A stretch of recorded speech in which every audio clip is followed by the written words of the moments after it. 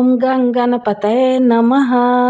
जय श्री गणेश। भाद्रपद मास के शुक्ल पक्ष की चतुर्थी को कलंक चतुर्थी, पत्थर चौथ व गणेश चतुर्दशी नामों से मनाया जाता है। भाद्रपद मास के शुक्ल पक्ष की चतुर्थी को चंद्रमा देखना अशुभ माना जाता है। इस चतुर्थी को कलंक चौथ के नाम से भी जाना जाता है। यह तिथि शुरू होने से लेकर खत्म होने तक चंद्रमा का दर्शन नहीं करना चाहिए। यदि भूल से चंद्रमा के दर्शन हो जाए तो मिथ्या दोष से बचाव के लिए इस कथा यानी कि स्यमंतक मणि की कथा का श्रवण करना चाहिए। नंदिकेश्वर कहते हैं कि आप लोग दधचित होकर इस कथा को श्रवण करें। भादो शुक्ल चतुर्थी को सदैव सावधानी पूर्वक गणेश जी के शुभदायक व्रत को करें। हे विप्रवर, नर अथवा नारी जो भी इस व्रत को करते हैं वे तुरंत ही कष्टों से छुटकारा पा जाते हैं। उनके सभी कलंकों का शमन एवं विघ्न निवारण होता है। सुनसान वन में, विषम परिस्थिति में, अदालत संबंधी मामलों में, संपूर्ण कार्यों में सफलता देने वाला यह व्रत संपूर्ण व्रतों में श्रेष्ठ है। यह व्रत विश्व विश्रुत एवं गणेश जी को परम प्रिय है। संत कुमार जी पूछते हैं कि प्राचीन काल में इसका प्रचार मृत्युलोक में किस तरह हुआ। आप गणेश जी के व्रत को विस्तार पूर्वक कहिए। नंदिकेश्वर ने कहा कि इस व्रत को सर्वप्रथम प्रतापवान भगवान वासुदेव जगन्नाथ श्री कृष्ण जी ने किया था। जब उन पर झूठा दोषारोपण हुआ तो उसके शमनार्थ नारद जी ने उनसे इस व्रत को करने के लिए कहा। सनत कुमार ने आश्चर्यचकित होकर पुनः प्रश्न किया, हे नंदिकेश्वर, श्री कृष्ण जी सर्वगुण संपन्न ऐश्वर्य युक्त भगवान हैं। सृष्टिकर्ता, पालनकर्ता एवं संहारक हैं। अव्यय, अप्रमेय, निर्गुण और सगुण हैं। ऐसे घटघटवासी भगवान कृष्ण को मिथ्या कलंक किस प्रकार लग गया, यह बहुत ही विस्मयकारी है।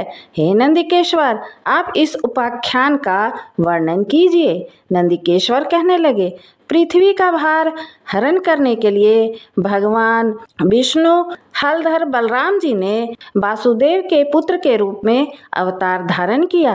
मगध सम्राट जरासंध के बार बार आक्रमण करने के कारण कृष्ण जी ने विश्वकर्मा द्वारा समुद्र में स्वर्ण निर्मित द्वारिकापुरी बनवाई।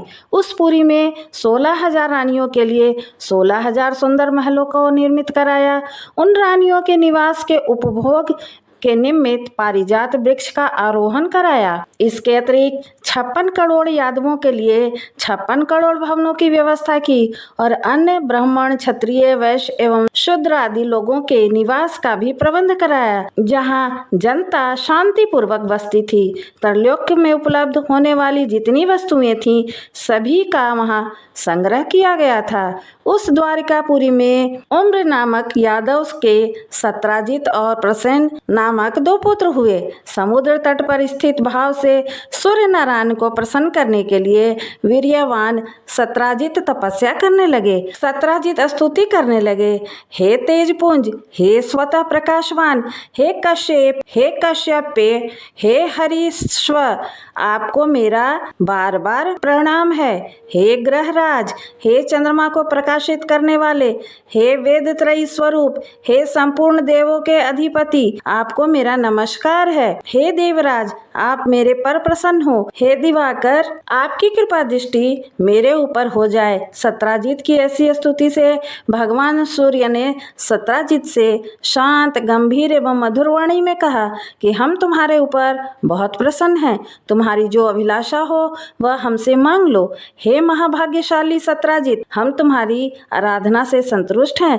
अब तुम इस सुंदर रत्न को ले लो, यह देवों को भी अप्राप्य है। ऐसा कहकर प्रसन्न मन से भगवान ने अपने कंठ से मणि उतारकर उसे दे दी। भगवान सूर्य ने उससे कहा कि यह प्रतिदिन 8 भार अर्थात 24 मन सोना प्रदान करती है, अतः मणि धारण करने के समय पवित्र रहना चाहिए। हे सत्राजित, अशौच अवस्था में धारण करने से धारक का मरण हो जाता है। इतना कहकर तेजमान भगवान सूर्य वहां से अंतर्ध्यान हो गए। उस मणि को धारण कर करके सत्राजित ऐसे सुशोभित हुए मानो वह सूर्य नारायण ही है। हे राजन, उनके द्वारिकापुरी में प्रवेश करने पर उस तेज के कारण किसी को मालूम न हुआ कि कौन आ रहा है। उस कांतिमान मणि को कंठ में धारण किए हुए वह कृष्ण जी की द्वारिका में तुरंत ही चले आए। उस मणि की चमक को देखने वालों ने समझा कि साक्षात सूर्य भगवान ही आए हैं। जब लोगों ने समीप आकर स्पष्ट रूप से देखा तो उनकी समझ में आया कि यह सूर्य नहीं, ये तो सत्राजित है, जो कंठ में मणि धारण करने के कारण सुशोभित हो रहे हैं। सत्राजित के कंठ में श्यामंतक मणि को देखकर भगवान कृष्ण का मन लालायित हो उठा, परंतु उन्होंने उसे लेने की कोई चेष्टा नहीं की। इधर सत्राजित के मन में संदेह उत्पन्न हो गया कि कहीं कृष्ण जी मुझसे यह मणि मांग न लें। इस भय से उसने उस मणि को अपने भाई प्रसेनजीत को दे दिया, साथ ही उसे पवित्र रहकर पहनने के लिए सावधान भी किया। एक समय की बात है, प्रसेनजीत उस मणि को पहने हुए श्री कृष्ण के साथ वन में आखेट के लिए गए। अशुचिता के कारण अश्वारूढ़ प्रसेनजीत को एक शेर ने मार डाला। उस सिंह को रत्न लेकर जाते हुए जामवत ने मार डाला। जामवत ने उस मणि को गुफा में लाकर अपने बेटे को दे दिया। इधर श्री कृष्ण जी अपने सहयोगी शिकारियों के साथ द्वारका में लौट आए। समस्त द्वारका वासियों ने अकेले कृष्ण को आया देखकर ऐसा अनुमान लगाया कि मणि के लोभ में कृष्ण ने प्रसेनजीत की हत्या कर डाली है। ऐसा कौन सा धर्म है जो लोभी के लिए करनीय न हो? लोभी तो अपने गुरुजनों का भी वध कर डालता है। इसी प्रकार की चर्चा सब ओर होने लगी। झूठे दोषारोपण से कृष्ण जी का मन बहुत ही दुख से भर गया और वे किसी से बिना कुछ कहे सुने लोगों को साथ लेकर नगर से बाहर चले गए। वन में जाकर कृष्ण ने देखा कि एक स्थान पर प्रसेनजीत सिंह द्वारा मृत पड़े हैं। सवारी के साथ प्रसेनजीत के पदचिन्ह के सहारे वहां वे गए जहां ऋक्ष ने सिंह को मारा था। रक्त बिंदु के आधार पर श्री कृष्ण उनकी गुफा में घुस गए। ऋक्ष राज की गुफा बहुत ही भयंकर थी और उसमें गहन अंधेरा था, अतः प्रजाजनों को गुफा द्वार पर छोड़कर भगवान कृष्ण अकेले ही उसमें प्रविष्ट हो गए। अपने तेज से अंधकार निवारण करते हुए भगवान उस गुफा में 400 कोस तक चले गए। वहां पहुंचकर उन्होंने रमणीक स्थान एवं महल को देखा। वहां पर जामवान का पुत्र सुंदर पालने में झूल रहा था और पालने में मणि रत्न लटक रहे थे। बालक के उस खिलौने स्वरूप मणि को लेने के लिए भगवान कृष्ण उसके निकट खड़े हो गए। रूप लावण्य से पूर्ण कमल नयनी किशोरी उस पालने को झुला रही थी। वह मंद मुस्कान भी बिखेर रही थी। ऐसी नवयुवती बाला को देखकर कृष्ण जी विस्मित हो गए। वह कमल मुखी बाला धीरे धीरे कह रही थी कि लाडले, तुम क्यों रो रहे हो? देखो, प्रसेनजीत को सिंह ने मार डाला और सिंह को हमारे पिताजी ने मारकर यह समयंतक मणि तुझे खेलने के लिए लाकर दी है। कमल नयन भगवान कृष्ण को देखकर वह बाला कामातुर होकर धीरे धीरे प्यार भरी बात कहने लगी कि मेरे पिता की दृष्टि पड़ने से पहले आप यहाँ से चले जाइए। यह सुनकर प्रतापवान कृष्ण जी हंसकर अपना पांचजन्य शंख बजाने लगे। उस शंखनाद से ऋक्षराज घबरा कर उठ बैठा और उनके पास चला आया। फलस्वरूप भगवान कृष्ण और जामवंत में परस्पर युद्ध होने लगा। इस दृश्य से सभी नारियां चित्कार करने लगी और गुफा के नागरिक आश्चर्य में पड़ गए। उधर गुफा द्वार पर कृष्ण की प्रतीक्षा कर रहे पूर्वजन उन्हें मृत समझकर 7वें दिन द्वारिका लौट आए। वहां पहुंचकर उन लोगों ने उनका मृतक कर्म कर डाला। इधर गुफा के अंदर भगवान कृष्ण और ऋक्षराज में 21 दिनों तक लगातार मल्लयुद्ध होता रहा। भगवान कृष्ण ने ऋक्षराज के युद्धोन्माद को छीन कर दिया। त्रेता युग की बातों का स्मरण कर जामवंत ने भगवान कृष्ण को पहचान लिया। जामवान कहने लगे, मैं सभी देवों, दैत्यों, यक्षों, नागों, गंधर्वों, पिशाचों और मरुदगणों से अपराजय हैं। वे लोग मेरे पराक्रम के समक्ष टिक नहीं सकते। हे देवाधिदेव, आपने मेरे पर विजय पाई है, इससे आपका देवाधिपति होना निश्चित है। मैं समझ गया कि आप में भगवान विष्णु का तेज है, किसी अन्य में इतना बल नहीं हो सकता, जिसके किंचित कृपा कटाक्ष से चारों पदार्थ सुलभ हो जाते हैं। उस किंचित रोष से घड़ियाल, मगरमच्छ आदि जीव व्याकुल हो गए और अथाह सागर भी विक्षुब्ध हो उठा। उस सागर ने अपनी धृष्टता के लिए क्षमा याचना की और सेना के लिए मार्ग प्रदान किया। आपने सेतु बांधकर अपने यश को उज्जवल किया है और सैन्य दल के साथ लंका पर आक्रमण करके राक्षसों का अपने बाणों द्वारा सिर छेदन किया है। आप त्रेता युग के वही धनुर्धारी राम हैं। हे महाराज, जब जामवंत ने पहचान लिया, भगवान कृष्ण ऋक्षराज के मस्तक पर अपना कल्याणकारी हाथ फेरते हुए उससे प्रेम पूर्वक कहने लगे, हे ऋक्षराज, इस मणि के कारण मुझे झूठा कलंक लगा है। उसी कलंक के निवारणार्थ मणि प्राप्त करने के लिए मैं तुम्हारी गुफा में आया हूँ। भगवान की बात सुनकर जामवंत ने प्रसन्नता पूर्वक अपनी कन्या भी दे दी। भगवान कृष्ण ने कन्या और मणि ग्रहण कर जामवंत को दुर्लभ ज्ञान का उपदेश देकर जाने का विचार किया। भगवान कृष्ण के जाने से पहले जामवंत ने अपनी कन्या का पाणी ग्रहण उनके साथ कर दिया। जामवती के साथ मणि लेकर भगवान कृष्ण प्रसन्न मन से द्वारका आए। जिस प्रकार किसी मृतक के पुनर्जीवित हो जाने के कारण परिवार वालों के हर्ष की सीमा नहीं रहती, वही अवस्था कृष्ण को देखकर द्वारिका वासियों की हुई। श्री कृष्ण को धर्म पत्नी के साथ मणि लेकर लौटा देखकर सभी लोग उत्सव मनाने लगे। भगवान कृष्ण प्रसन्न होकर मित्र वर्ग के साथ सुधर्मा सभा अर्थात यादवों की राजसभा में आए। वहां उन्होंने मणि के गायब होने और उसकी पुनः प्राप्ति की सारी घटना को कह सुनाया। भगवान कृष्ण ने राजसभा में उपस्थित सत्राजित को अपने पास बुलाकर उसे वह मणि दे दी। यादव संसद सदस्यों के सामने मणि देकर भगवान झूठे कलंक के दोष से मुक्त हो गए। सत्राजित बुद्धिमान थे। मणि पाकर उन्हें लज्जा आई, जिसके फलस्वरूप उन्होंने अपनी कन्या सत्यभामा का विवाह श्री कृष्ण के साथ कर दिया। इसके बाद सतधनवा, अक्रूर और दूषित हृदय वाले यादव मणि प्राप्ति के लिए सत्राजित से शत्रुता करने लगे। एक बार की बात है कि श्री कृष्ण जी कहीं गए हुए थे। उनकी अनुपस्थिति में पापात्मा सतधनवा ने सत्राजित की हत्या करके मणि अपने कब्जे में कर ली। श्री कृष्ण के लौटने पर सत्यभामा ने उन्हें सारी बातें बताई। एक बार नगर में पुनः चर्चा उठी कि ये कृष्ण भीतर से तो काले अर्थात कलुषित हृदय वाले हैं और ऊपर से सीधे दिखते हैं। तब भगवान कृष्ण ने बलदेव जी से कहा, भैया, शतधनवा ने सत्राजित का वध कर डाला है, अतः अब वह मणि के साथ पलायन करने वाला है। शतधनवा ने सत्राजित की हत्या करके हम लोगों की मणि का अपहरण कर लिया है। वह मणि हम लोगों के लिए भोग्य है, इसमें कोई संदेह नहीं है। यह बात जब शतधनवा को मालूम हुई तो उसने भयभीत होकर मणि को अक्रूर को दे दिया। मणि के देने के पश्चात वह एक घोड़ी पर आरूढ़ होकर दक्षिण की ओर भाग गया। उधर रथारूढ़ होकर बलराम और श्री कृष्ण उसका पीछा करने लगे। 100 योजन के बाद उसकी घोड़ी मार डाली गई।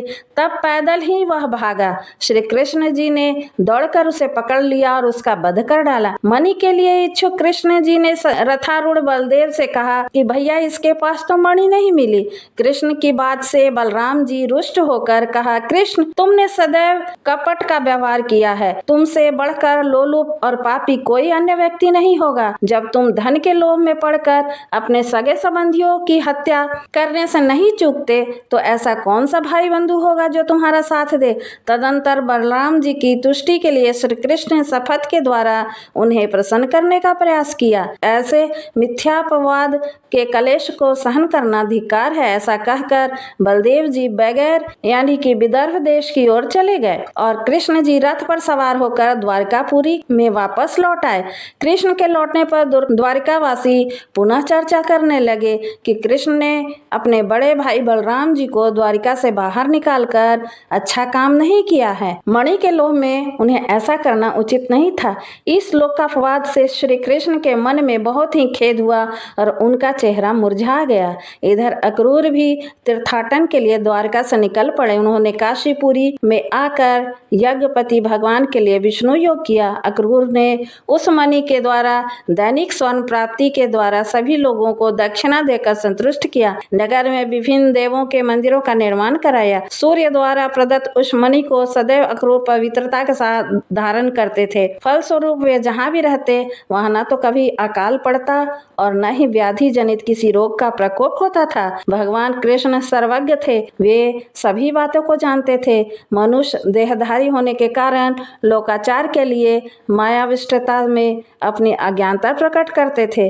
देखो तो मणि के कारण भाई बलराम जी से विरोध हुआ, बार बार तरह तरह से अभियोग लगते थे रहे, अतः इतना कलंक कहाँ तक सहा जाए। कृष्ण जी की इस चिंता अवस्था में ही वहाँ नारद जी आ पहुँचे। भगवान द्वारा अभ्यर्थित होकर आसन पर सुखपूर्वक बैठकर मुनि कहने लगे। नारद जी ने कहा, हे भगवान, आप खिन्न क्यों दिखाई पड़ रहे हैं? आप किस चिंता में पड़े हुए हैं? हे केशव, आप संपूर्ण वृत्तांत मुझसे कहें। श्री कृष्ण जी ने कहा, हे देवर्षि, मुझे बार बार अकारण कलंक लग रहा है। इस कारण मुझे अत्यंत पश्चाताप है। मैं आपकी शरण में हूँ, आप मुझे चिंता रहित कीजिए। नारद जी ने कहा, हे देव, आप पर लगने वाले कलंक का कारण मैं जानता हूँ। आपने भादो सुदी चतुर्दशी को चंद्र दर्शन किया है, इसलिए आपको बार बार कलंकित होना पड़ रहा है। नारद जी की बात सुनकर भगवान कृष्ण सार गर्वित वाणी में कहने लगे, हे देवर्षि नारद जी, चतुर्दशी के चंद्र दर्शन से दोष कैसे लगता है, जबकि द्वितीया के चांद का दर्शन लोग करते हैं और उसका सुंदर फल पाते हैं। नारद जी ने कहा कि स्वयं गणेश जी ने दर्शनीय रूप वाले अर्थात सुंदरतम रूप पर गर्व करने वाले चंद्रमा को श्राप दिया कि आज के दिन जो लोग तुम्हारे दर्शन करेंगे समाज में व्यर्थ निंदा का पात्र होना पड़ेगा। श्री कृष्ण जी ने पूछा, हे मुनिवर, अमृत की वृष्टि करने वाले चंद्रमा को गणेश जी ने क्यों शाप दिया?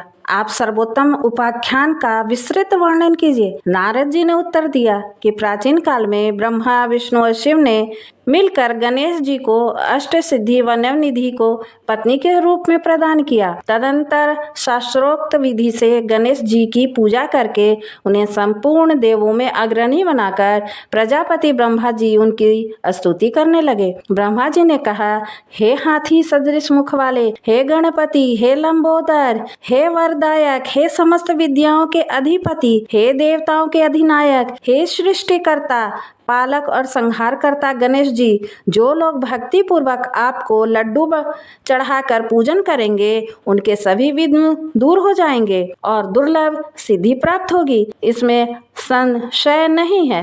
जो देवता या दानव आपकी पूजा किए बिना सफलता की कामना करते हैं उन्हें अरबों कल्प तक भी सिद्धि नहीं मिलती है। हे गणाध्यक्ष, आपके कृपा कटाक्ष के बल पर सदा विष्णु पालन करते हैं तथा शिव जी संहार करते हैं। ऐसी स्थिति में मेरी सामर्थ्य नहीं है जो मैं आपकी स्तुति कर सकूं। ब्रह्मा जी के मुख से ऐसी स्तुति सुनकर गणेश जी ने विश्व के अधिपति ब्रह्मा जी से प्रेम पूर्वक कहा, हे जगत के रचयिता ब्रह्मा जी, मैं आपकी भक्ति पूर्ण निश्चल स्तुति से अत्यंत प्रसन्न हूँ। आपकी जो इच्छा हो मुझसे वर के रूप में मांग लीजिए, मैं उसे पूर्ण करूँगा। ब्रह्मा जी ने कहा, हे प्रभु, सृष्टि के रचना काल में मुझे किसी प्रकार की बाधा न हो। यह सुनकर गणेश जी ने प्रसन्न मन से मुस्कुराते हुए, ऐसा ही होगा, अर्थात आपका कार्य निर्विघ्न रूप से चलता रहेगा। ब्रह्मा जी अभिष्ट वरदान पाकर अपने लोक में चले गए। इधर स्वेच्छा से भ्रमण करने वाले गणेश जी ने सत्यलोक से चलकर अपना अद्वितीय स्वरूप धारण किया। आकाश मार्ग से चंद्रलोक में जा पहुँचे। रूपशाली चंद्रमा ने गणेश जी को ऐसे हास्य योग स्वरूप को देखा जिसमें उनकी लंबी सूंड, सूप के समान कान, लंबे दांत, भारी भरकम तोंदीला पेट और चूहे का वाहन पर आसीन ऐसे विस्मयकारी रूप को देखकर रूप गर्वित चंद्रमा को हंसी आ गई। चंद्रमा के हंसने पर गणेश जी कुपित हो गए। उनकी आंखों में क्रोध बरसने लगा। उन्होंने चंद्रमा को शाप दिया कि तुम दर्शनीय एवं सुंदर रूप वाले मुझको देखकर हंस रहे हो। गणेश जी ने कहा, चंद्रमा, तुम मद दर्पित हो रहे हो, इसका फल तुम्हें बहुत जल्द भोगना होगा। आज से शुक्ल चतुर्दशी के दिन कोई भी व्यक्ति तुम्हारे पापी मुख को नहीं देखेगा। जो व्यक्ति भूल से भी तुम्हारे मुख को देख लेगा उसे अवश्य कलंकित होना पड़ेगा। नारद जी कहते हैं, हे कृष्ण जी, ऐसा भीषण शाप सुनकर विश्व में हाहाकार मच गया और चंद्रमा का मुख मलिन हो गया। तब वे जल में प्रविष्ट हो गए। उसी दिन से चंद्रमा अपना स्थान जल में बनाकर रहने लगे। इधर देवता, ऋषि और गंधर्व को बड़ी निराशा हुई और वे सब दुखी होकर देवराज इंद्र के नेतृत्व में पितामह ब्रह्मा जी के लोक में गए। ब्रह्मा जी का दर्शन करने के बाद उन लोगों ने चंद्रमा के वृतांत का वर्णन कर दिया कि आज गणेश जी ने चंद्रमा को शाप दे दिया है। तब ब्रह्मा जी ने सोचकर उन देवताओं से कहा, हे देवताओं, गणेश जी के शाप को कोई काट नहीं सकता, न तो मैं काट सकता हूँ, न विष्णु इंद्रादि देवता ही ऐसा निश्चय जानिए। इसलिए हे देवों, आप उन्हीं के शरण में जाएं, वे ही चंद्रमा को शाप मुक्त कर सकते हैं। देवताओं ने पूछा, हे पितामह, हे अति बुद्धिशाली, हे प्रभु, किस उपाय से गजानन प्रसन्न होकर वर देंगे? आप उसी उपाय को बतलाइए। ब्रह्मा जी ने कहा, गणेश जी का पूजन विशेषतः कृष्ण चतुर्दशी को रात्रि में यत्न पूर्वक करना चाहिए। शुद्ध घी में उन्हें मालपुआ, लड्डू आदि का भोग बनाकर लगाना चाहिए। स्वयं भी इच्छा पूर्वक मिष्टान, हलवा पूरी, खीर आदि का भोग लगाकर प्रसाद ग्रहण करना चाहिए। ब्राह्मणों को दान स्वरूप गणेश जी की स्वर्ण प्रतिमा देनी चाहिए। शक्ति के अनुसार दक्षिणा दे। धन रहते हुए कृपणता नहीं करनी चाहिए। पूजन, व्रत आदि की विधि जानकर सब देवताओं ने देव गुरु बृहस्पति को भेजा और उन्हें चंद्रमा के पास जाकर ब्रह्मा जी की बताई हुई विधि सुनाई। चंद्रमा ने ब्रह्मा जी की बताई हुई विधि के द्वारा गणेश जी का व्रत एवं पूजन किया, जिसके फलस्वरूप प्रसन्न होकर गणेश जी आ गए। अपने सम्मुख गणेश जी को क्रीड़ा करते हुए देखकर चंद्रदेव उनकी स्तुति करने लगे। चंद्रमा ने कहा, हे विभो, आप समस्त कारणों में आदि कारण, आप सर्वज्ञ एवं सबके जानने योग्य हैं। आप मुझ पर प्रसन्न होइए। हे देवाधिपति, हे जगन्य निवास, हे लंबोदर, हे वक्रतुंड, हे गणेश जी, हे ब्रह्मा विष्णु से पूजित, मैंने गर्व के कारण आपका उपहास किया था, उसके लिए मैं आपसे क्षमा प्रार्थी हूँ।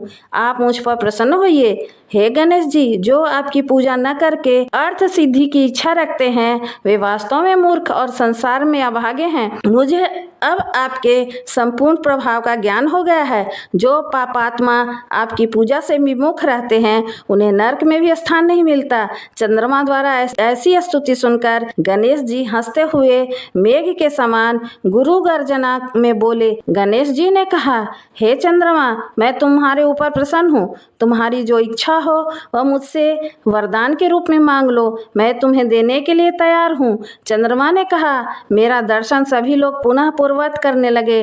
चंद्रमा ने कहा, हे गणेश्वर, आपकी कृपा से मेरे पाप शाप दूर हो जाएं। यह सुनकर गणेश जी ने कहा कि हे चंद्र, मैं तुम्हें इसके बदले दूसरा वरदान दे सकता हूँ, किंतु यह नहीं दे सकता। विघ्नेश्वर गणेश जी के ऐसे वचन सुनकर ब्रह्मादि देवगण अत्यंत भयभीत होकर भक्त वत्सल गणेश जी की प्रार्थना करने लगे। देवता लोग निवेदन करने लगे, हे देवादिदेव, आप चंद्रमा को शाप मुक्त कर दें, यही वरदान हम सभी आपसे चाहते हैं। ब्रह्मा जी के बड़प्पन का विचार कर चंद्रमा को शाप मुक्त कर दे।